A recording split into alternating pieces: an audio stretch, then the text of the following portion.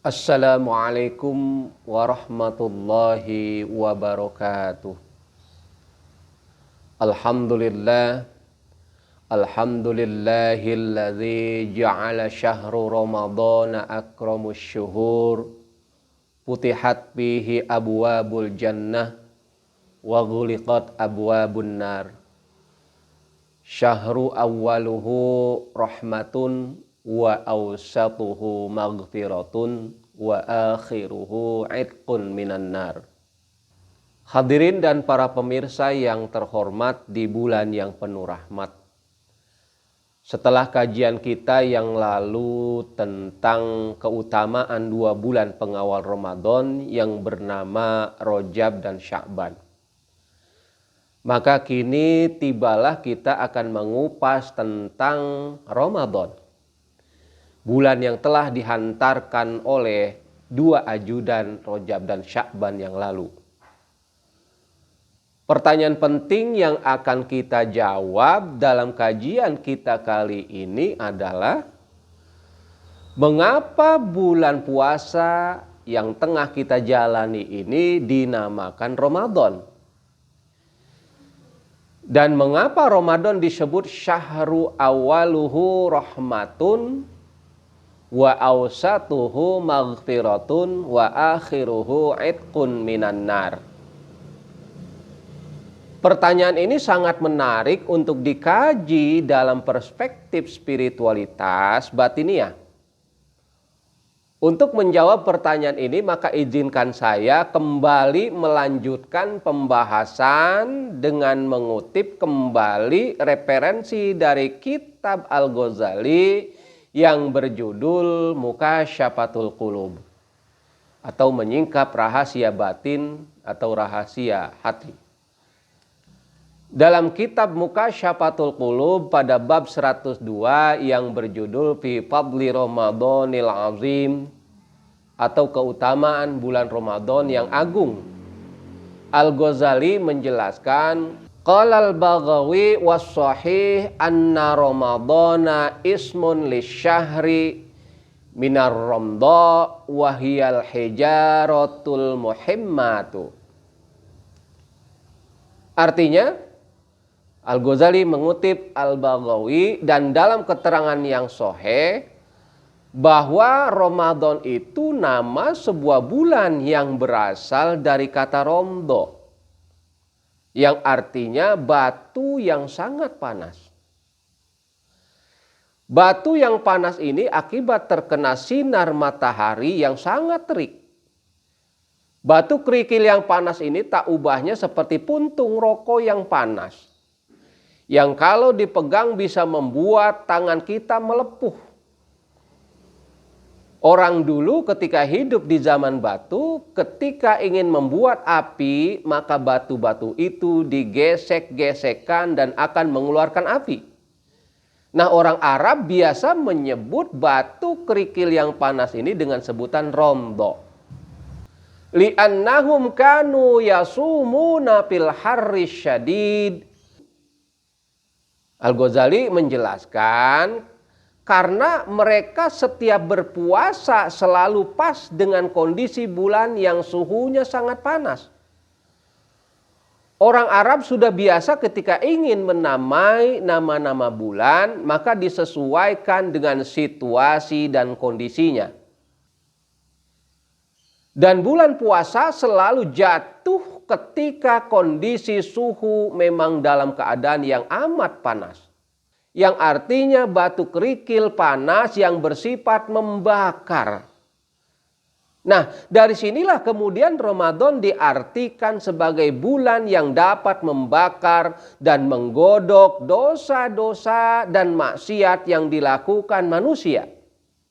Untuk itulah dalam pandangan spiritualitasnya, Al-Ghazali mengatakan dinamakan hijaratun muhimmatun karena Ramadan berarti membakar, menggodok atau melebur dosa-dosa hamba Allah. Dalam proses pembakarannya persis seperti tukang patri emas atau tukang kamasan yang melebur emas. Biasanya emas 24 karat yang dipakai kaum wanita misalnya, baik itu berupa cincin, gelang, atau kalung yang setiap hari selalu dipakai dalam kondisi apapun. Ke kamar mandi dipakai, ke pasar dipakai, mencuci tetap dipakai, bahkan ke WC pun tidak pernah dilepas. Bisa dibayangkan dalam setahun betapa emas itu menempel kotoran-kotoran dan berubah warna menjadi kehijau-hijauan, kemerah-merahan, bahkan kehitam-hitaman. Kemudian pemilik cincin itu menyerahkan kepada tukang patri emas untuk dibersihkan. Tukang patri emas kemudian melebur dan menggodok emas itu. Dalam proses penggodokannya maka kotoran kehijau-hijauan minggir, kemerah-merahan juga minggir, dan kehitam-hitaman juga ke pinggir semua. Hingga yang tersisa di tengahnya adalah emas bersih, emas murni 24 karat kembali. Nah, begitu juga Ramadan sebagai proses pembakaran dan penggodokan kotoran-kotoran, dosa dan maksiat yang menempel pada jiwa kita. Sehingga terlahirlah jiwa-jiwa suci yang berkadar 24 karat kembali. Itulah Ramadan yang bermakna romdo, membakar atau menggodok.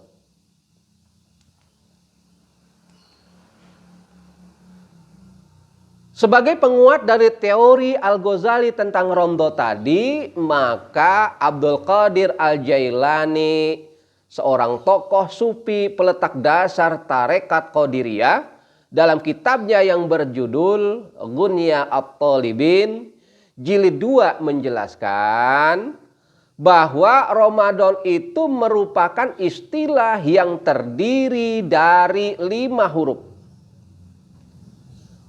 Huruf yang pertama ro, yang kedua mim, yang ketiga dod, yang keempat alif, dan yang kelima nun. Itu kata Abdul Qadir Al-Jailani. Nah, coba kita jelaskan sekarang. Huruf ro-nya adalah singkatan dari Ridwanullah. Artinya ridho Allah. Maksudnya mengharap ridho Allah dengan cara ridho terhadap apa yang dialami dan apa yang dirasakan pada saat puasa. Ridho berlapar-lapar, berhaus-haus, dan ridho mengekang hawa nafsu. Keriduan ini penting karena berpuasa bukan hanya dilarang yang haram-haram saja, tapi justru yang halal pun ada yang dilarang. Misalnya makan, minum, dan hubungan suami istri itu halal. Tapi dalam puasa ternyata dilarang. Di sini kita harus ridho pada ketentuan ini. Ini sangat menarik dan ini berarti keridoan dalam berpuasa itu keridoan tingkat tinggi atau advance.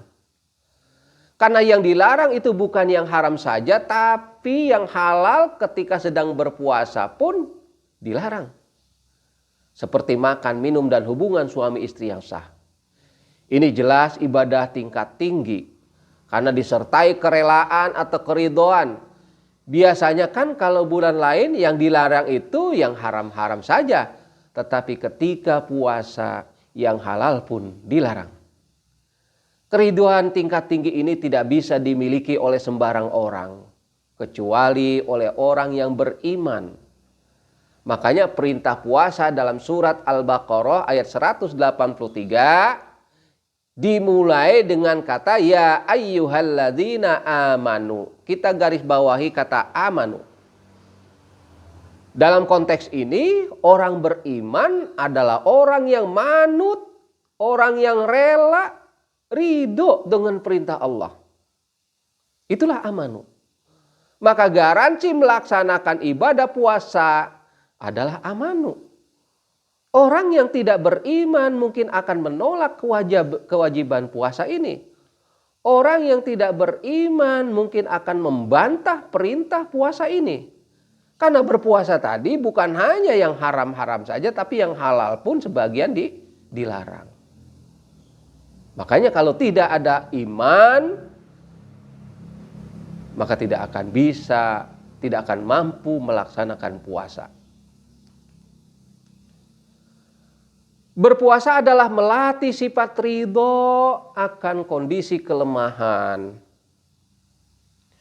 ketidakberdayaan, dan keterbatasan akibat lapar dan dahaga. Perut kita ridho tanpa nutrisi makanan yang masuk ke dalam pencernaan selama 1 hari penuh. Dari mulai imsak sampai maghrib. Secara spiritual ini berarti orang yang berpuasa dilatih dan ditanamkan sifat ridho dengan semua aturan Allah dan tata cara puasa batin dengan mengekang semua hawa nafsu, maksiat, dan semua perilaku jelek lainnya. Kita harus ridho berperang dan kemudian mengubur hidup-hidup kebiasaan-kebiasaan perilaku atau akhlak jelek kita semua. Semua harus kita tekan penuh keridhoan. Inilah yang dinamakan ridho lahir batin. Hadirin dan para pemirsa yang dirahmati Allah di bulan yang penuh rahmat. Selanjutnya huruf yang kedua dari kata Ramadan adalah huruf mim. Ini kembali kita mengambil teori Abdul Qadir Al-Jailani tadi. Jadi huruf yang kedua dari kata Ramadan adalah huruf mim. Singkatan dari mahabbatullah, yakni cinta Allah. Dalam konteks ini berpuasa adalah upaya mencintai Allah dengan mengikuti perintahnya untuk berpuasa. Bukankah ketika kita mencintai seseorang berarti kita mengikuti keinginan atau perintah orang yang kita cintai? Dan bersedia meninggalkan apa yang dilarang atau tidak disukainya itu. Nah, berpuasa pun dalam rangka mengikuti perintahnya dan menjauhi larangannya sebagai sebuah bentuk kecintaan kepada Allah. Jadi mimnya adalah mahabbatullah, cinta kepada Allah. Dan inilah sebagaimana yang ditegaskan dalam firman Allah surat Ali Imran ayat 31. Qul in kuntum tuhibbunallaha fattabi'uni yuhibbukumullah wa yaghfir lakum dzunubakum. Artinya, katakanlah wahai Muhammad, jika kamu mencintai Allah, ikutilah aku. Niscaya Allah mencintaimu dan mengampuni dosa-dosamu. Untuk memahami ayat tersebut, Al-Ghazali dalam Mukasyfatul Qulubnya halaman 29 mengatakan, anna mahabbatal abdi lillahi wa li rasulihi ta'atuhu lahuma wa itba'uhu amarahuma wa mahabbatullahi lil ibadi in'amuhu alaihim bil ghufran. Jadi maksudnya gini, bahwa kecintaan hamba kepada Allah dan Rasulnya adalah ketaatan dan kepatuhan kepada perintah Allah dan Rasulnya. Adapun kecintaan Allah kepada hambanya adalah limpahan ampunannya kepada hamba. Subhanallah. Jadi kecintaan kita kepada Allah, ini menurut Al-Ghazali ini, bahwa kecintaan kita kepada Allah adalah melaksanakan ketaatan, mengikuti kepatuhan kepada perintah Allah dan Rasulnya. Adapun cintanya Allah kepada hambanya adalah limpahan ampunan kepada hambanya.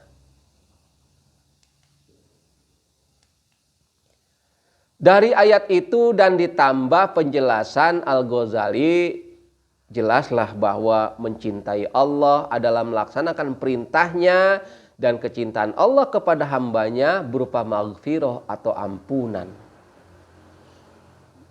Jadi saling berbalas. Kita mencintai Allah dengan melaksanakan perintahnya dan meninggalkan larangannya.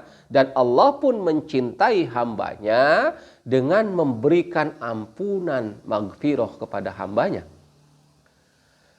Dalam hal ini bulan Ramadan dengan singkatan huruf mimnya tadi sebagai mahabbatullah berarti bisa dimaknai spiritualitasnya bahwa berpuasa adalah bentuk kecintaan melaksanakan perintahnya dan sebuah kecintaan Allah akan kita dapat berupa ampunannya. Inilah yang dimaksud hadis Ramadan awsatuhu maghfiratun. Ramadan pertengahannya adalah ampunan. Jadi bentuk kecintaan Allah kepada hambanya memberikan bulan suci Ramadan pada pertengahannya adalah maghfirah, ampunan. Hadirin dan pemirsa yang dirahmati Allah di bulan yang penuh berkah ini. Selanjutnya huruf dodnya dari kata Ramadan adalah dommanullah. Ini kembali kita urai tadi teori dari Syekh Abdul Qadir Al-Jailani. Jadi huruf dodnya adalah dommanullah dari kata Ramadan tadi, artinya perlindungan Allah. Maksudnya orang yang berpuasa senantiasa berada dalam jaminan dan lindungan Allah. Ini kita bisa jelaskan. Tidak ada cerita orang yang berpuasa kemudian meninggal gara-gara puasa. Jaminan berlaku juga dalam durasi waktu puasa baik yang hanya 8 jam, 10 jam, 12 jam, bahkan di dunia belahan utara seperti di Rusia, Norwegia, Irlandia berpuasa sampai rata-rata 18 sampai 20 jam. Tapi ternyata semua dijamin merasakan hal yang sama kendati pun berbeda durasi waktunya. Yang 8 jam rasa haus dan laparnya sama dengan yang 20 jam. Semua dijamin tetap kuat. Allah menjamin keselamatan dan keamanan selama puasanya dan terbebas dari soal durasi waktu lama atau sebentarnya puasa itu. Subhanallah. Makna dommanullah atau perlindungan Allah ini juga bisa dipahami dan dikaitkan dengan hadis tentang Ramadan yang mengatakan Ramadan akhiruhu itqun minan nar. Artinya sepertiga terakhirnya dari Ramadan adalah perlindungan dari api neraka. Perlindungan, jaminan menjadi dua hal. Jaminan orang untuk bisa melaksanakan Ramadan dalam kondisi jam durasi yang pendek atau yang panjang. Tidak ada istilah orang meninggal karena puasa. Dan juga jaminan selanjutnya di akhirat adalah jaminan itqun minan nar. Dijamin diselamatkan dari api neraka. Dilindungi dari api neraka bagi orang yang berpuasa. Subhanallah. Selanjutnya huruf alifnya dari kata Ramadan adalah singkatan dari ulfatullah. Yakni kelembutan rahmat dan kasih sayang Allah. Teori ulfatullah yang dijelaskan oleh Syekh Abdul Qadir Al-Jailani ini bisa kita kaitkan dengan hadis yang berbunyi Ramadan syahru awaluhu rahmatun. Ramadan adalah sepertiga awalnya adalah rahmat kasih sayang atau kelembutan Allah. Jadi teori ulfatullah adalah teori kelembutan Allah. Kelembutan Allah adalah kasih sayang Allah. Dan Ramadan sudah menjamin pada sepertiga awalnya adalah rahmat, kelembutan, kasih sayang Allah. Kelembutan dan kasih sayang Allah begitu dekat dengan orang yang berpuasa. Mengapa? Karena orang yang berpuasa dianjurkan untuk banyak bertadarus membaca Quran. Lantas apa kaitannya tadarus Al-Quran dengan kasih sayang atau kelembutan Allah? Untuk menjawab pertanyaan ini saya perlu mengemukakan sebuah teori yang menarik untuk dibahas di sini. Dalam ilmu kalam kita mengenal teori lutfun atau lutfiyah. Teori ini menyatakan bahwa Allah sayang dan lembut terhadap hambanya. Maka diturunkanlah Al-Quran. Diturunkannya Al-Quran sebagai bukti kasih sayang dan kelembutan Allah kepada hambanya. Karena Al-Quran adalah tuntunan untuk jalan keselamatan.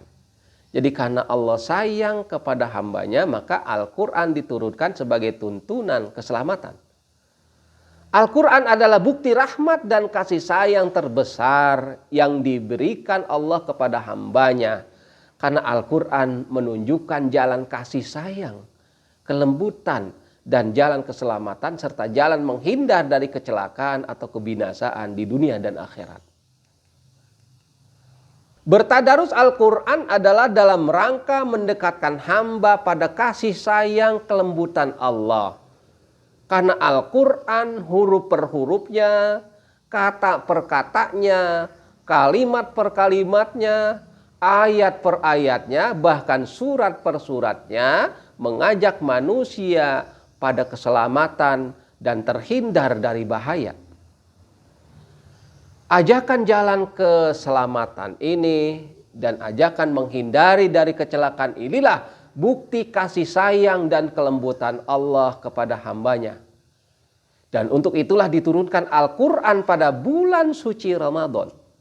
Nah, di sini menjadi jelas, menjadi terjawab mengapa orang yang berpuasa dianjurkan bertadarus Al-Quran. Karena isi Al-Quran itu adalah petunjuk kasih sayang, kelembutan, keselamatan, dan jalan menghindar dari kecelakaan dan kebinasaan dunia akhirat. Dan Al-Quran itu pun diturunkan pada bulan suci Ramadan. Jadi anjuran untuk orang berpuasa melaksanakan tadarus Quran adalah sangat terkait dengan teori kelembutan kasih sayang Allah. Kelembutan kasih sayang Allah itu ada di dalam petunjuk-petunjuk Al-Quran. Bagaimana dia harus mengikuti petunjuk Quran dan menghindari dari jalan-jalan bahaya atau kebinasaan. Jadi anjuran melaksanakan tadarus sangat terkait dengan teori kasih sayang Tuhan. Makanya dalam hadis Rasul, awwaluhu rahmatun. Dan kita dianjurkan untuk baca Al-Quran, bertadarus Al-Quran, karena sangat terkait dengan rahmat dan kasih sayang Allah yang ditunjukkan dalam Al-Quran. Hadirin dan para pemirsa yang dirahmati Allah, di bulan yang penuh rahmat ini, selanjutnya yang terakhir adalah kata Ramadan, huruf terakhirnya adalah nun. Huruf nun singkatan dari nurullah, yakni mengharap cahaya Allah. Orang yang berpuasa adalah orang yang berada dalam cahaya-cahaya Allah. Amal ibadah yang menyertai di bulan Ramadan adalah amal ibadah yang memancarkan cahaya, menusuk relung kalbu. Untuk itulah Abdul Qadir Al-Jailani memaksudkan nurullah adalah cahaya dari Allah melalui cahaya Lailatul Qadar. Karena Lailatul Qadar memancarkan cahaya ke 1000 bulan. Itulah sebabnya bagi yang menemukan Lailatul Qadar memiliki kualitas amal yang bercahaya dan berkualitas amal yang lebih baik dari 1000 bulan. Jadi ternyata menarik, nurullah, cahaya Allah, dikaitkan dengan cahaya Allah dalam malam Lailatul Qadar yang diberikan oleh Allah kepada hambanya, dan dalam cahaya Lailatul Qadar itu bisa memancar dalam ke 1000 bulan selanjutnya bagi umat yang menemukan Lailatul Qadar. Hadirin dan para pemirsa yang dirahmati Allah, dari penjelasan di atas, secara spiritual dapatlah dipahami bahwa bulan puasa disebut sebagai bulan Ramadan karena Ramadan bersifat membakar dosa-dosa, menggodok titik-titik noda, dan meleburkan maksiat yang pernah dilakukan selama 11 bulan yang lalu. Dengan Ramadan semua noda, dosa, dan maksiat itu dibakar dan digodok hingga terlahir manusia yang tersucikan jiwanya. Ramadan akan mendatangkan ridwanullah, ridha Allah, mahabbatullah, cinta Allah, cinta kasih sayang Allah, domanullah, jaminan perlindungan Allah, ulfatullah, kelembutan kasih sayang Allah, dan nurullah, cahaya Allah yang semua terekam dalam hadis Ramadan, syahru awaluhu rahmatun wa awsatuhu maghfiratun wa akhiruhu itqun minan nar. Ramadan sepertiga awalnya adalah rahmat Allah, sepertiga tengahnya adalah ampunan Allah, dan sepertiga akhirnya selamat dari api neraka. Demikianlah apa yang saya bisa sampaikan, mudah-mudahan bisa bermanfaat, bisa menambah kualitas ibadah puasa yang tengah kita jalani ini. Barakallahu li wa lakum, wassalamualaikum warahmatullahi wabarakatuh.